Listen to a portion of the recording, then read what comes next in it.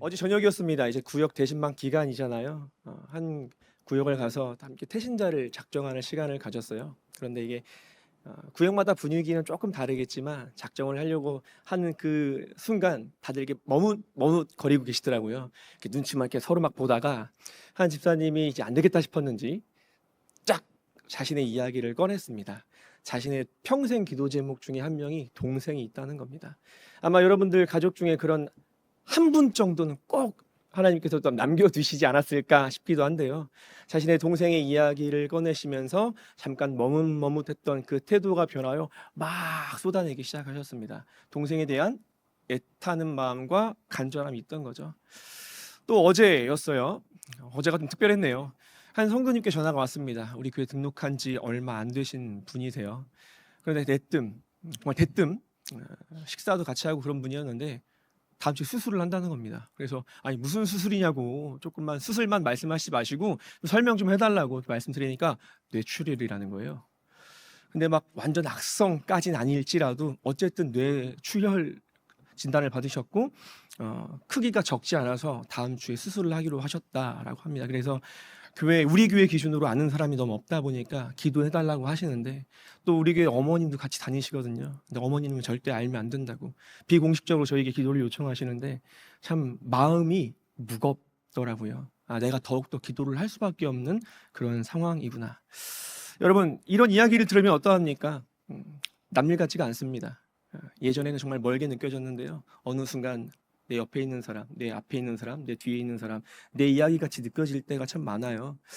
우리가 참 많은 기도 제목들 가지고 이 세상을 살아갑니다. 많은 기도 제목이요. 그런데 많은 기도 제목 중에 또 공통점으로 많이 모이는 기도 제목이 하나가 있다면 이게 아닐까 싶어요. 주님의 영광을 위해 살아가게 해주세요. 제가 여쭙겠습니다. 여러분, 주님의 영광을 위해 살아가기를 원하십니까?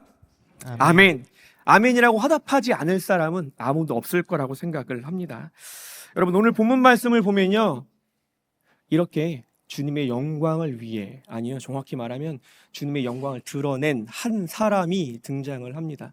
오늘 우리는 그 한 사람의 인물의 모습 예수님께서 그를 통해 어떻게 자신을 계시하셨는지 어떻게 드러내셨는지 그 모습을 통해 도전받기를 간절히 소망합니다. 세 가지를 나눌 건데요. 첫 번째입니다. 한번 저를 따라 고백해 주시겠어요? 환경을 쓰십니다. 환경을 쓰십니다. 여러분 오늘 본문에 보면은 맹인이라고 하는 사람에 잠깐 집중을 하면 좋겠습니다. 본문 바로 앞장인 8장에 보면 예수님께서 성전 밖을 나가셨던 상황이었기 때문에 그 맹인을 만났다. 그 맹인은 어디에 있는 겁니까? 지금 성전 밖에 있는 사람임에 분명합니다.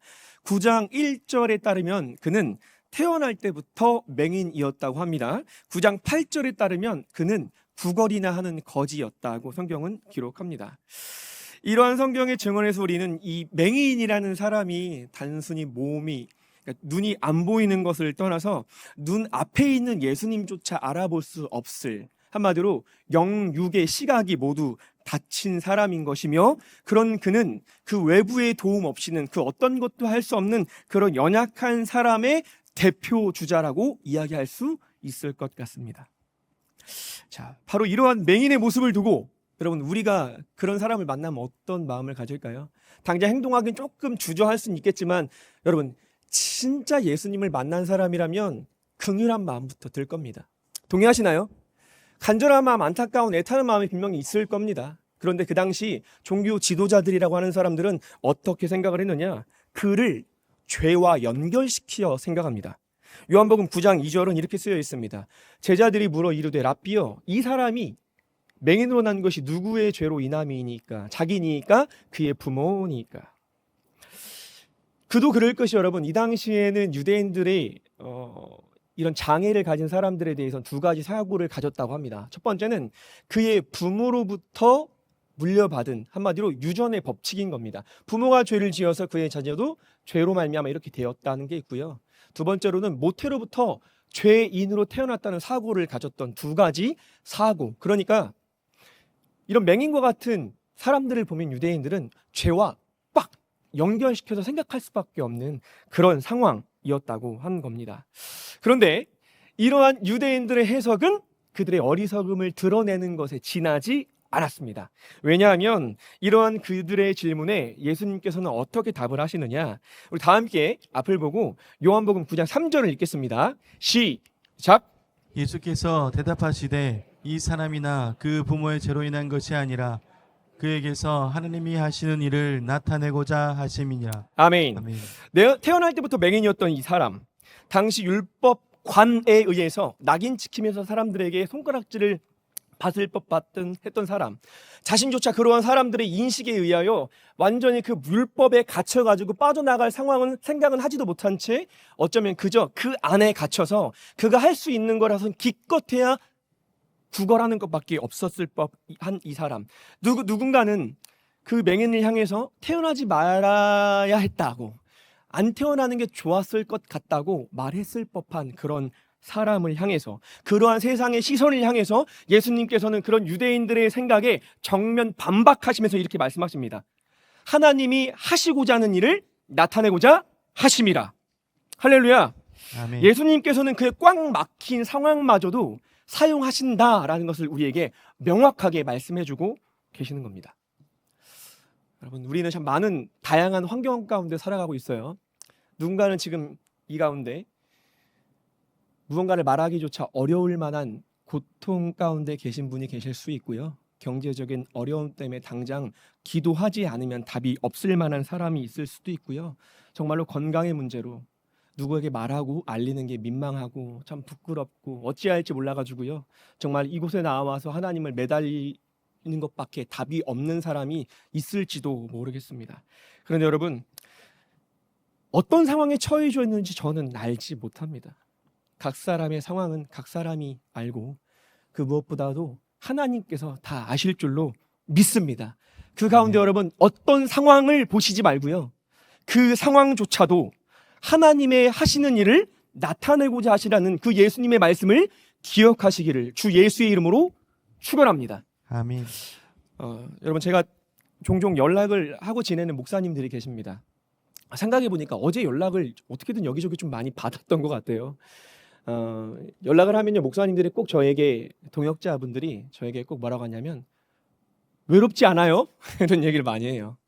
아무래도 경상도에 연고가 없는 저다 보니까 먼저 그렇게 저를 생각해서 이렇게 질문을 해주면서 격려해 주시고자 하는 것 같습니다. 그런데 여러분, 그거 아세요? 제가 지난 이야기이긴 하지만 지난번에 한번 몸이 좋지 않아서 잠깐 입원했었고, 최근에 또 출산을 해서 또 여러모로 또 집안에서 또 자리를 지켜야 되는 상황이기도 한데요. 아무래도 연고가 없다 보니까 누군가의 도움을 받는 것이 참 어렵습니다. 물론 여러분, 여기 계신 우리 믿음의 동역자분들이 연락을 자주 해주세요. 뭐 도울 거 없냐, 뭐 내가 애들을 봐줄까, 이렇게 물어봐 주시는 목사님들도 계시고요. 7교구 안에서도 한 분 한 분이 얼마나 많은 도움을 주시려고 하시는지는 모릅니다. 그런데 되게 재밌게도 그런 상황들을 마주할 때마다 연고가 없기 때문에 조금 외로울 수 있고 쉽지 않은 상황인데도 불구하고 하나님께서 이런 저의 상황, 환경 속에서 두 가지를 깊이 깨닫게 하셨습니다. 그 첫 번째가 뭐냐면요, 정말로 하나님께서 정말 작은 곳에서 정말 작은 것일지라도 하나님을 의지하게 만들어 주셨다는 겁니다. 이전에는 여러 가지 상황들과 어려움이 생기면 제가 목회자라 할지라도 감사할 때는 사실 하나님을 더 붙들지 못했던 기억들이 많았던 것 같아요. 그런데 경상도로 와서 우리 교회 부임하고 나서 별것 아닌 정말 작은 것만 있어도 당장 뭐 부모님을 의지할 수도 없고 정말로 제가 개인적으로 아는 사람도 많이 없다 보니까 부탁하기가 어렵잖아요. 그러면 진짜 별것 아닌 것도 하나님께 구합니다. 마치 그냥 지나가다가 하나님, 내일 애들 어떻게 혼자 다 보죠? 별것 아닌 그 하나하나의 것들을 하나님께 아뢰입니다. 그러다 보니까 여러분, 저의 일상이 깊어졌습니다. 이런 환경을 통해서 제 일상이 깊어졌습니다. 또 한 가지가 있어요. 저만 여러분 연고가 없는 게 아니죠. 제 아내도 아는 사람이 한 명도 없어요. 그러니까 대화를 누구랑 해요? 저랑만 해요. 서로가 서로를 의지하면서 대화를 깊이 한다는 거예요. 이러니 제가 제 아내의 마음을 결혼하고 6년이 지나서야 더 깊이 알 수 있게 되었어요. 아, 내 아내의 마음이 이랬구나. 이 사람이 이런 생각으로 나에게 이렇게 행동했던 거구나. 이런 행동을 나한테 보여줬던 거구나 라는 것을 깊이 깨닫게 되었습니다. 할렐루야. 여러분, 그런 점에서 꼭 기억하시기 바랍니다. 하나님께서는 환경마저도 쓰십니다. 그런데 중요한 것은요, 환경을 쓴다는 이 사실보다 더 중요한 것은요, 하나님께서는 이런 환경을 통해서 자기가 누군지를 우리에게 말씀하신다는 사실인 것입니다. 여러분들께서 어떤 환경 가운데 처하고 계신지, 어떤 마음으로 이 예배의 자리에 앉아 계시는지 저는 다 알 수 없습니다. 그러나 그것만은 반드시 기억하시기 바랍니다. 하나님께서는 여러분의 그 환경마저도 자신의 뜻하심 가운데 사용하시는 우리의 아버지이신 줄로 믿습니다.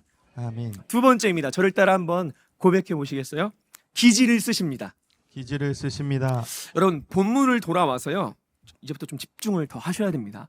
왔다 갔다 본문을 할 건데요, 예수님 덕분에 눈을 뜨게 된 이 맹인을 두고 유대인들이 그에게 묻습니다. 네 눈이 어떻게 떠졌느냐?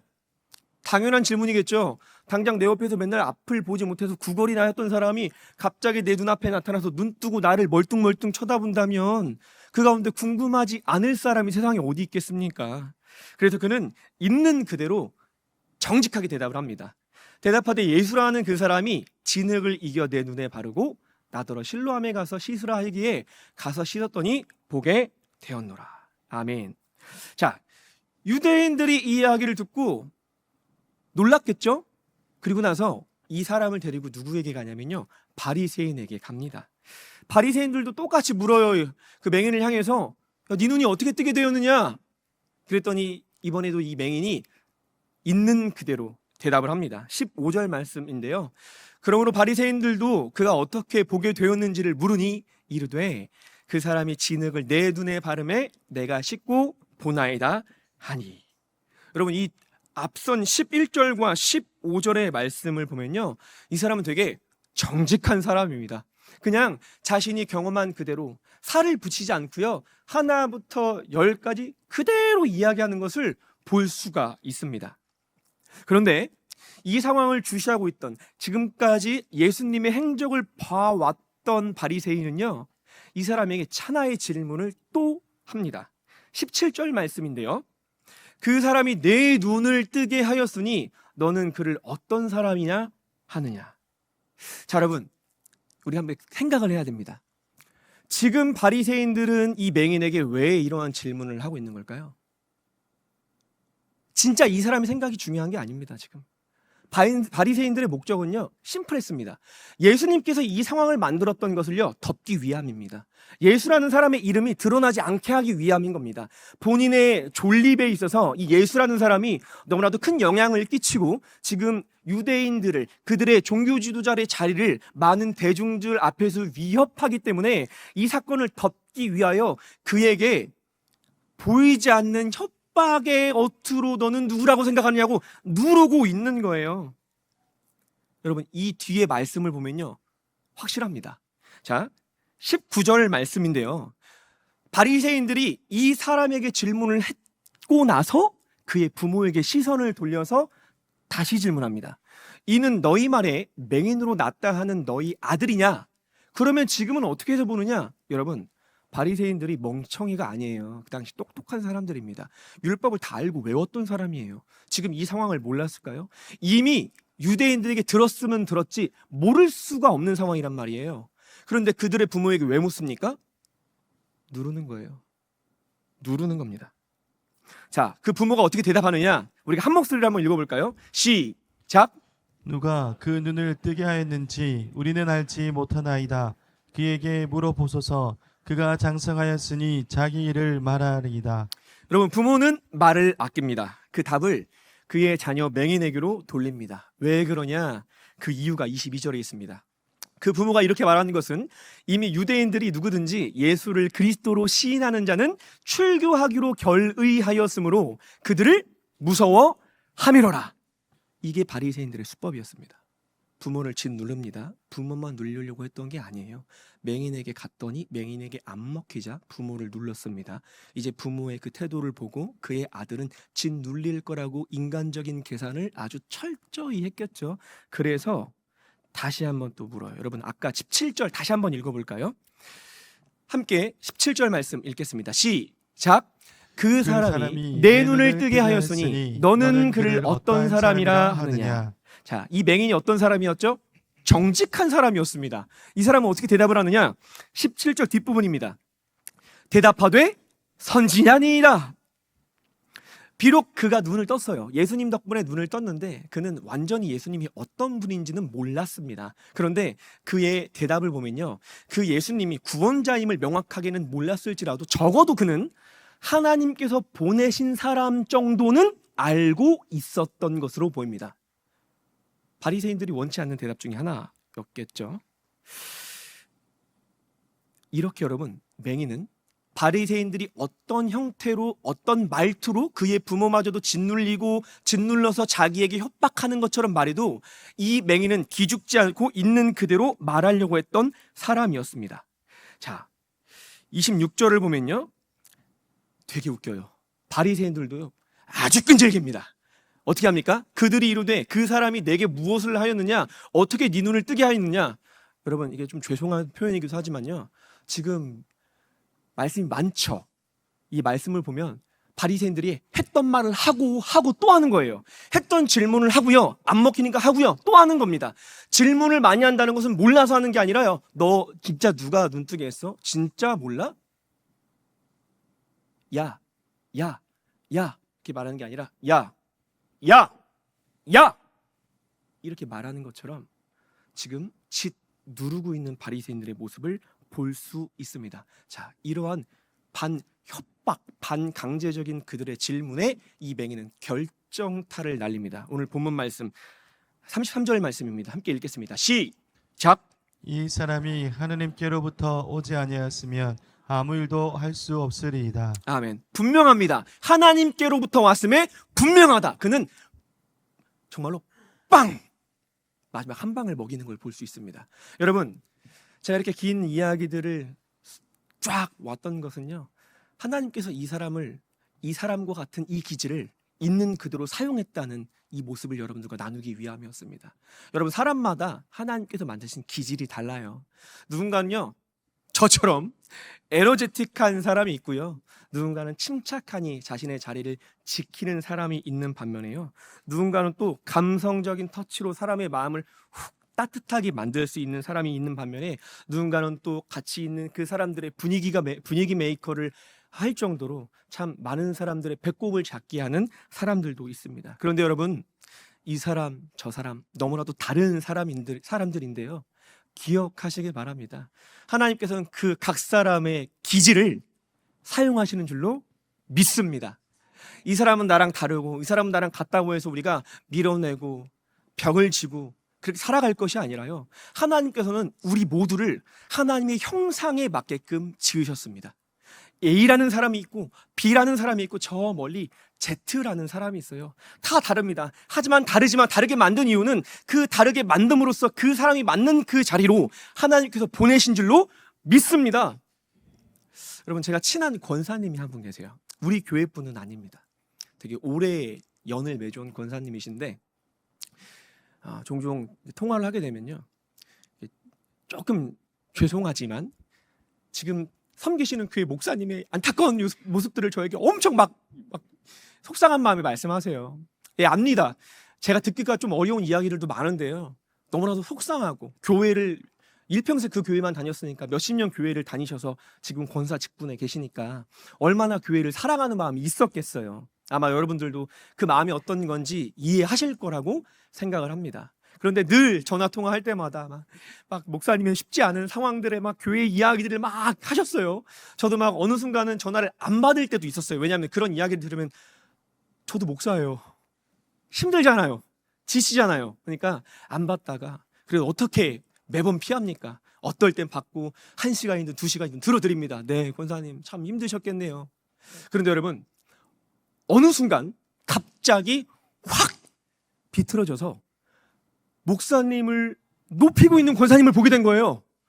어떻게 된 거냐라고 제가 자세히 상황을 들어보니까, 그 교회 권사님께서 섬기시는 교회 목사님께서 그 지역에 이 이슬람 관련 업체가 들어오고 그곳에 성전을 지으려, 정확하게 저도 이게 갸우뚱하는데요. 그 이슬람은 관련되어진 어떠한 건물을 지으려고 하는데 교회가 나서서 그 목사님께서 나서서 성도들을 격려하여서 다른 교회 목사님들과 함께 힘을 합쳐서 그 이슬람 건축물 들어올 것을 몰아냈다는 거예요. 그거를 들으시고 우리 목사님이 이런 분이세요라고 저한테 말씀을 하시는데 여러분 제가 그때 확신했습니다. 하나님께서는 이런 분도 저런 분도 하나님께서 보내시고 세우시는 분을 사용하시는 줄로 믿습니다. 여러분 우리의 기질이 중요도 하죠. 저도 연약한 사람입니다. 아직도 이 다혈질적인 기질도 있고요. 너무나도 에너지가 넘쳐서 누군가가 저 때문에 제 아내이기도 하는데 힘들 때도 있습니다. 그런데 저의 연약한 부분 하나님께서 저를 갖고 가고 다듬어 가시기도 하시지만 하나님께서는 본래 저에게 주신 그 성품을 통하여 지금도 이 자리에서 역사하고 있는 줄로 믿습니다. 여러분 그런 하나님이 저만의 하나님이 아니잖아요. 우리의 하나님이잖아요. 여러분이 어떠한 기질을 갖고 있든 어떠한 연약함을 갖고 있던가요? 그런 연약함을 하나님께로 그대로 가지고 가시죠. 하나님께서는 그런 연약한 여러분들의 모습마저도 여러분의 그 장점 활용하셔서 여러분의 전 기질을 통하여 역사하시는 분인 줄로 믿습니다. 나의 기질에 빠지지 마세요. 그 기질을 넘어서 역사하시는 하나님을 바라보시는 여러분 되시기를 주 예수의 이름으로 간절히 소망합니다. 아멘. 세 번째로 저를 한번 따라 하시겠어요? 고백을 쓰십니다. 고백을 쓰십니다. 여러분 앞선 맹인의 우리가 이 기질을 하나하나 살펴봤는데 이번에는 그 기질 가운데 그가 했던 말들을 잠깐 보려고 합니다. 지금 제가 네 가지의 말씀을 연달아 함께 우리가 살펴볼 건데요. 11절 말씀은 이러합니다. 대답하되 예수라 하는 그 사람이, 그 다음 17절 말씀 대답하되 선지자니이다. 27절 말씀 당신들도 그의 제자가 되려 하나이까.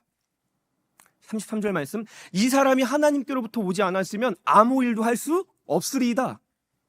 여러분 그 사람은요 예수님을 볼 수 없던 사람이었을 뿐만 아니라 예수님이 어떤 사람인지 눈앞에 있는 분들도 몰랐어요. 영육이 막혀있던 사람의 대표 주자다. 제가 서두에 말씀드렸습니다. 그런데 여러분 그의 대답들을 모아서 보면요 예수라는 그 사람이 예수라는 이름을 알고 있었지만 그가 선지자였고 그가 자기가 예수의 제자인 것처럼 말을 하고 있고요. 하나님께로부터 왔다는 확증을 가지고 이야기하는 것을 볼 수 있습니다. 여러분, 이러한 그의 기질을 사용하신 하나님께서는요, 그의 고백마저도 지금 들어 사용하고 있는 줄로 믿습니다. 뒤의 내용을 보면요, 그 사람이 아마도 출교를 당한 것으로 보입니다. 여러분, 그 당시에 유대교에서 출교를 당한다는 것은 삶의 기반이 완전히 바뀐다는 거예요. 그래서 그의 부모도 두려워했잖아요. 하지만 그의 고백, 나는 예수의 제자라고, 그 예수님께서는 하나님으로부터 왔음에 확신하다는 이러한 고백을 통하여 그는 그 뒤의 삶이 어떻다고는 성경에 정확히 기록되어 있지 않지만 비록 유대교에서 출교를 당했을지라도 그는 아마도 예수의 제자로서 살아간 줄로 믿습니다. 하나님은 한마디로 그의 고백을 진짜 붙들고 들어 사용하셨다는 겁니다. 그를 제자로서 사용하셨을 거라고 개인적으로 묵상을 해 봅니다. 경산중앙교회 가족 여러분, 하나님께서는요 우리의 진정한 신앙 고백을 들으십니다. 그래서 성경 말씀에 민수기 14장 28절은 이렇게 쓰여 있습니다. 우리가 한 목소리로 한번 읽어볼까요? 시작. 그들에게 이르기를 여호와의 말씀에 내 삶을 두고 맹세하노라. 너희 말이 내 귀에 들린 대로 내가 너희에게 행하리니. 아멘. 하나님께서는 우리의 고백대로 행하신다 이렇게 말씀하고 계십니다. 여러분들께 한번 질문을 드려볼게요. 여러분들은 어제까지, 아니요 이 자리로 나아오기까지 어떠한 고백을 하나님께 드리셨습니까? 어떠한 입술의 고백으로 하나님께 나아가셨습니까? 바라기는 성령의 감동과 여러분의 입술의 지혜로부터 나오는 그 고백을 통하여 예수 그리스도를 선포하시는 여러분 되시기를 간절히 소망합니다. 특별히 지금 구역대 신방 가운데 있습니다. 이미 신방을 하신 아마 구역들도 있을 텐데요.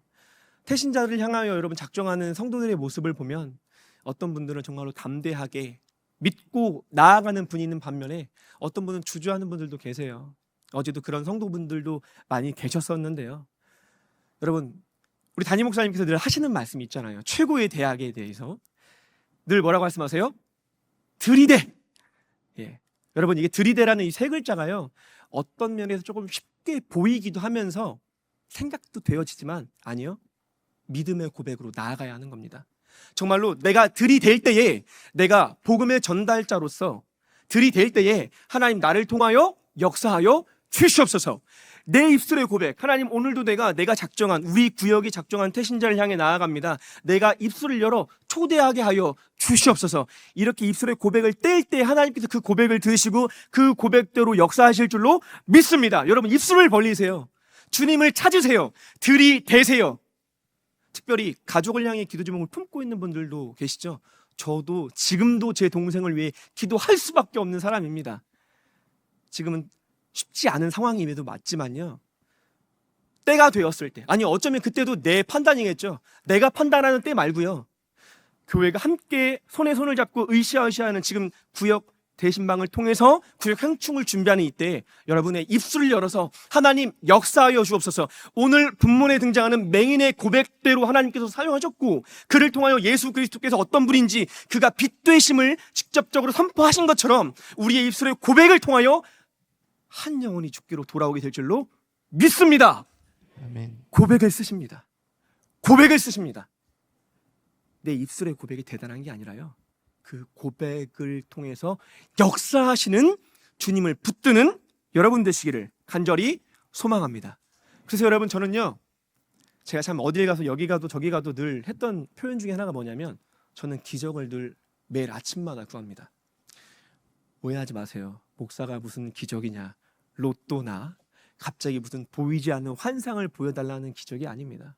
비록 내 기도는 인간적인 생각으로는 한 문장밖에 지나지 않고, 이 내 기도가 뭘 얼마나 대단하겠느냐, 어쩌면 나라는 사람의 자금과 부족함과 나약함 때문에 한 번의 기도밖에 되지 않을 수 있다고 생각할 수 있겠지만요, 하나님께서는 그 기도를 들으시고 역사하신다면 한순간에 변화될 줄로 믿습니다. 여러분, 여러분들을 바꾸신 하나님께서 내 가족을 안 바꾸신다고 생각 안 하셨으면 좋겠습니다. 할렐루야. 자, 우리 옆 사람을 향해 이렇게 한번 권면해 봅시다. 기적을 구합시다.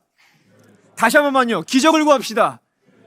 여러분, 그 마인드를 가지고 구역 대신방에 태신자들을 작정하고 계속해서 교회의 매뉴얼에 따라서 한 발 한 발 전진함으로써 여러분의 입술의 고백을 하나님께 담대하게 올려드리게 되기를 간절히 소망합니다. 여러분, 오늘 말씀을 함께 이렇게 정리해 보려고 합니다. 자, 여러분, 지금 저를 마지막으로 한번 따라해 주시면 됩니다. 자, 행동까지 따라해 주세요. 자, 따라할 때까지 합니다. 제가 곧 표적입니다. 제가 곧 표적. 다시 한 번만요. 제가 곧 표적입니다. 제가 곧 표적입니다. 여러분, 오늘 본문에서요, 하나님께서는, 예수님께서는 맹인의 환경과 기질과 고백, 한마디로 머리부터 발끝까지 그의 모든 것을 사용하셔서 예수 그리스도께서 빛 되심을 바리새인들에게 선포하셨습니다. 머리부터 발끝까지 그의 모든 것을 들어 사용하셨다는 겁니다. 여러분, 요한복음에 자주 등장하는 기적이 있어요. 요한복음에 기적이 자주 등장합니다. 여러분, 기적은 제가 앞서서 말씀도 드렸지만 놀라운 사건 그 자체를 가리키죠.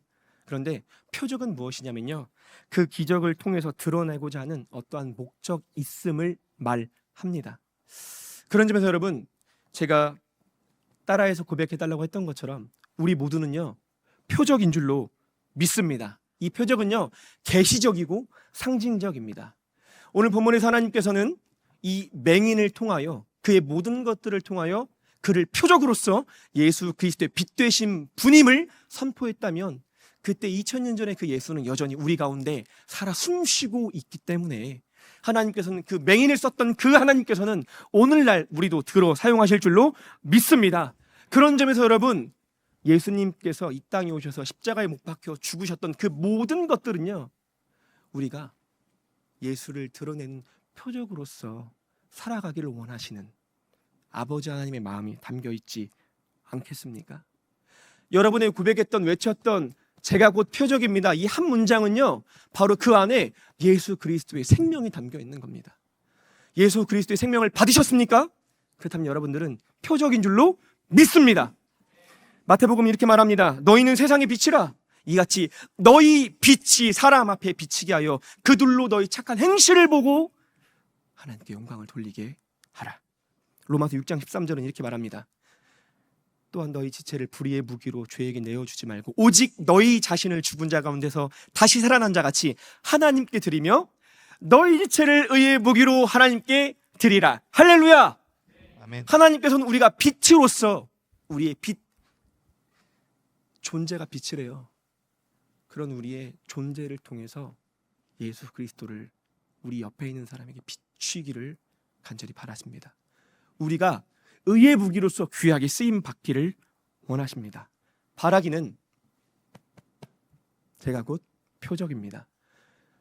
한 문장이지만 이 한 문장 안에 담긴 예수의 생명을 기억하셔서 그런 나조차도 표적으로 사용하시는 하나님 아버지를 기억하시며 한 주를 살아내시는, 매 순간을 살아내시는 이곳에 있는 모든 주의 자녀들 되기를 간절히 소망합니다. 마지막으로 한번 저를 따라해 보시겠어요? 제가 곧 표적입니다. 제가 곧 표적입니다.